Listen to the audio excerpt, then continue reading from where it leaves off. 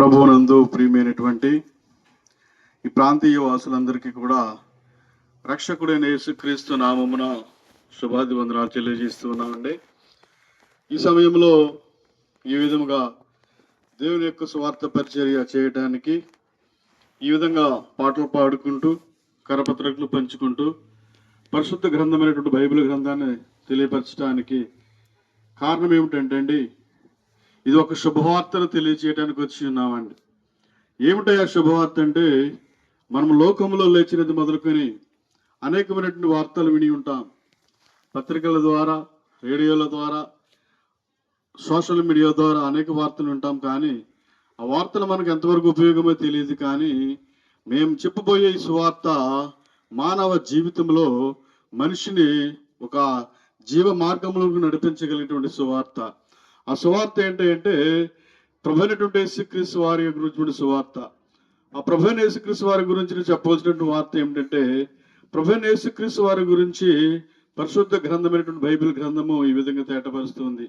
ఆయన ఈ భూలోకానికి రావాల్సినటువంటి కారణం ఏమిటి, యేసు అంటే ఎవరు అని మనం ఆలోచన చేసినట్లయితే మనందరికీ కూడా ఒక అభిప్రాయం ఉంటుంది. ప్రభువైన యేసుక్రీస్తు వారంటే మన ప్రాంతీయ దేవుడు కాదు, ఇతర రాష్ట్రాల దేవుడని, ఆయన ఒక బలుగు బలహీన వర్గాల దేవుడని ఒక అభిప్రాయం అనేది ప్రభువైనటువంటి యేసుక్రీస్తు వారి దగ్గర గురించి వితంతు ఉంది.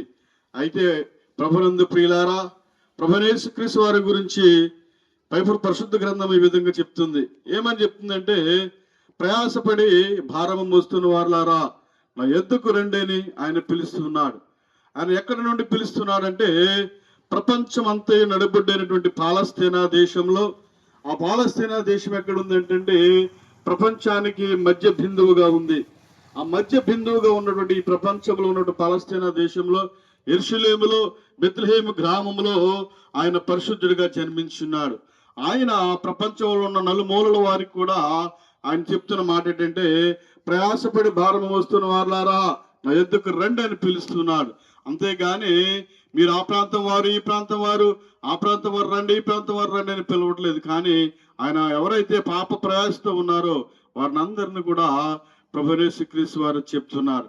ఏమని చెప్తున్నారంటే, నేనే మార్గము, నేనే సత్యము, నేనే జీవం అని చెప్తున్నారు. ఎక్కడికి మార్గము, ఎవరి సత్యము అని మనం ఆలోచన చేసినట్లయితే ఆయనే మార్గము, ఆయనే సత్యము, ఆయనే జీవము. ఈ విధముగా ఆయన సత్యముగా ఉన్నటువంటి ప్రభువైన యేసుక్రీస్తు వారు ఆత్మీయంగా మనం చూసినట్లయితే ప్రభువైన యేసుక్రీస్తు వారు ఈ లోకానికి రావడానికి గల కారణాలు అనేకమైన ఉన్నప్పటికీ కూడా తన ప్రజలను వారి పాపములను రక్షించడానికి క్రీస్తు యేసుగా ఈ భూలోకానికి వచ్చి ఉన్నారు. ఎవరు ఆ ప్రజలు, ఎవరు ఈ పాపంతో ఉన్నారు అని మనం ఆలోచన చేసినట్లయితే పాపము అనేది ప్రతి మనిషిని కూడా బాధించేదిగా ఉంది. ఏమిటి పాపం అంటే, మేలైనది ఎరిగి అలాగూ చేయకుండా పాపము, తర్వాత తండ్రి అయినటువంటి దేవుడు ఇచ్చినటువంటి ఆజ్ఞను అతిక్రమించటము పాపము. ఈ విధముగా పాపము వల్ల మనందరం కూడా ఈ భూలోకమునికి వచ్చి ఉన్నాం. పాపము గురించి బైబిల్ గ్రంథం ఈ విధంగా చేతపరుస్తుంది. ఏ భేదము లేదు, అందరూ కూడా పాపము చేసి దేవుడు అనుగ్రహించిన మహిమను పొందలేకపోతున్నారు. ఏ భేదము లేదు. ఈ లోకంలో అనేకమైన భేదములు ఉన్నాయి. పొట్టు పొడుగు భేదం ఉంది, ఎరుపు తెలుపు భేదం ఉంది, ప్రాంతీయ భేదం ఉంది, వర్గ భేదం ఉంది, లింగ భేదం ఉంది. ఏ భేదము లేదు, ఏ భేదమేం లేదు. అందరూ కూడా పాపం చేసిన వారే.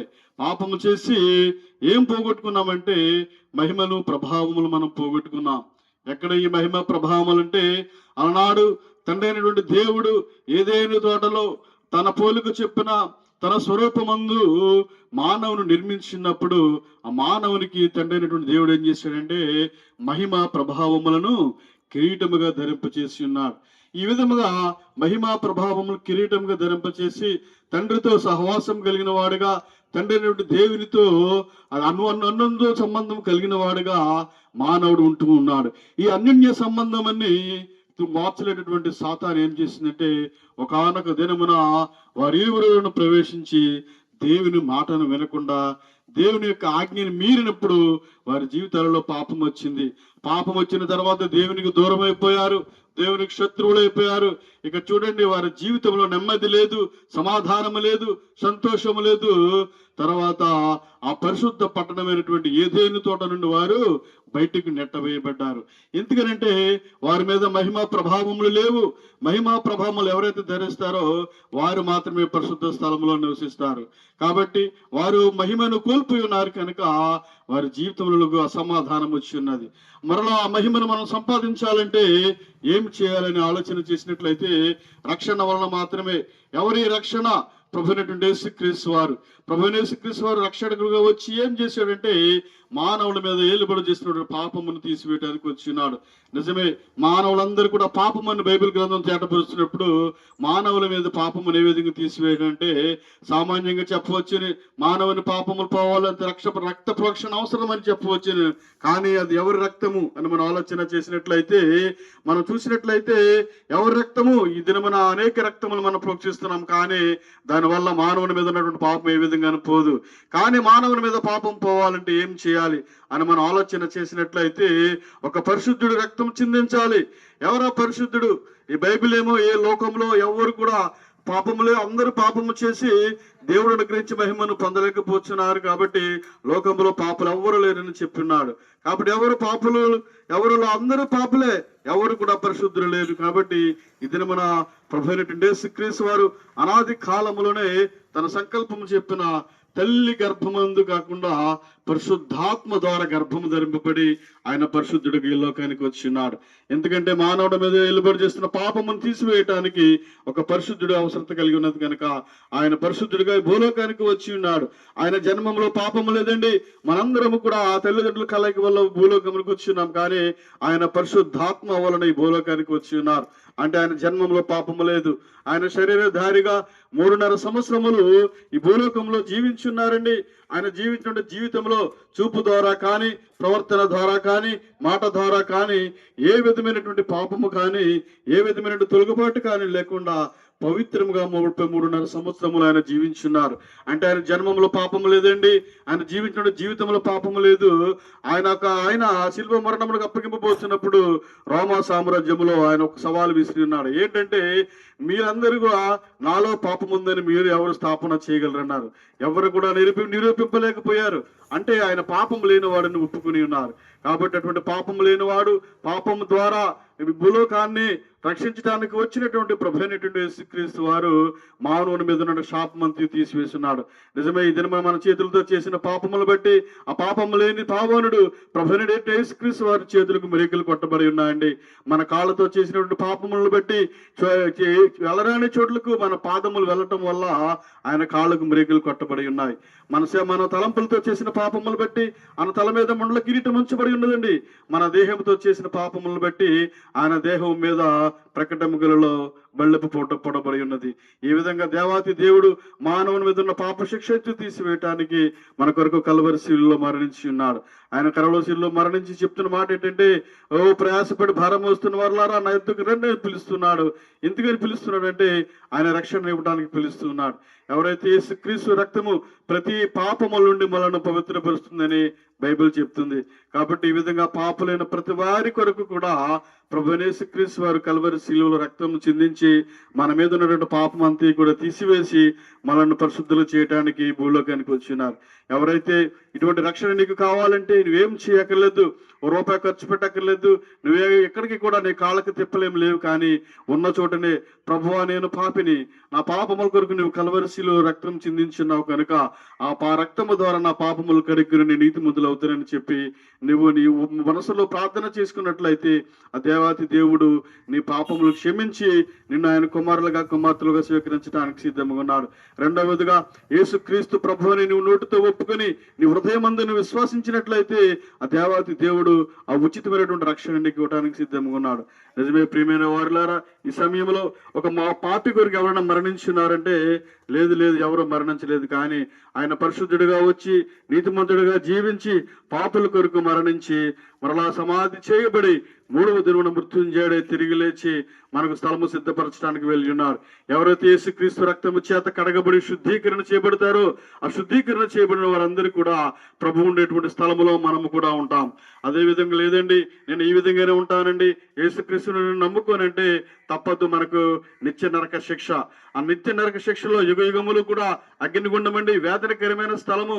అక్కడ ఏడుపును పండ్లు కురుకుతూ ఉంటాయి, వేదన. ఆ తర్వాత ఈ భూలోకములో మనకి సమాధానం ఉండదండి, నెమ్మది ఉండదు, సంతోషం ఉండదు. నువ్వు ఎప్పుడైతే యేసు రక్తంలో కడగబడి నువ్వు ఆయన కుమారులుగా కుమార్తెలుగా స్వీకరించబడతావో మన కుటుంబాలకి నెమ్మది ఉంటుందండి, మన కుటుంబానికి సమాధానం ఉంటుంది, మన కుటుంబానికి అనేక ఆశీర్వాదములు దీవెనల చేత దీవించగల గొప్ప దేవుడు ప్రభువైనటువంటి యేసుక్రీస్తు వారు. ఆయన చెప్తున్న మాట ఏంటంటే నేనే మార్గం అంటున్నాడు.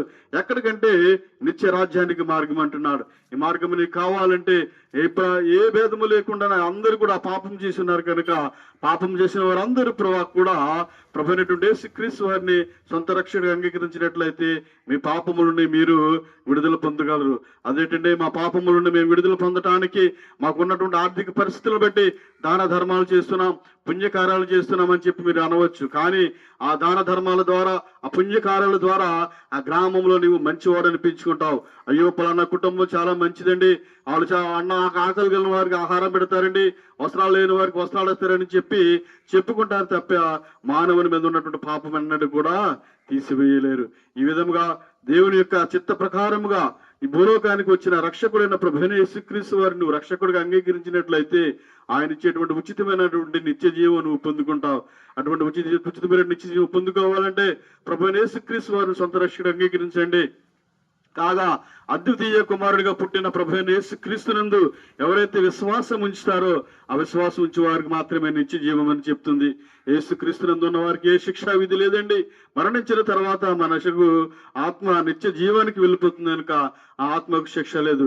యేసుక్రీస్తును సొంత రక్షకుడు అంగీకరించి పాపంలోని పుట్టి పాపంలోని జీవిస్తూ పాపంలోని మరణించినట్లయితే నీ ఆత్మ వేదనకరమైన స్థలము నరక అగ్నికి వెళ్ళిపోతుందండి.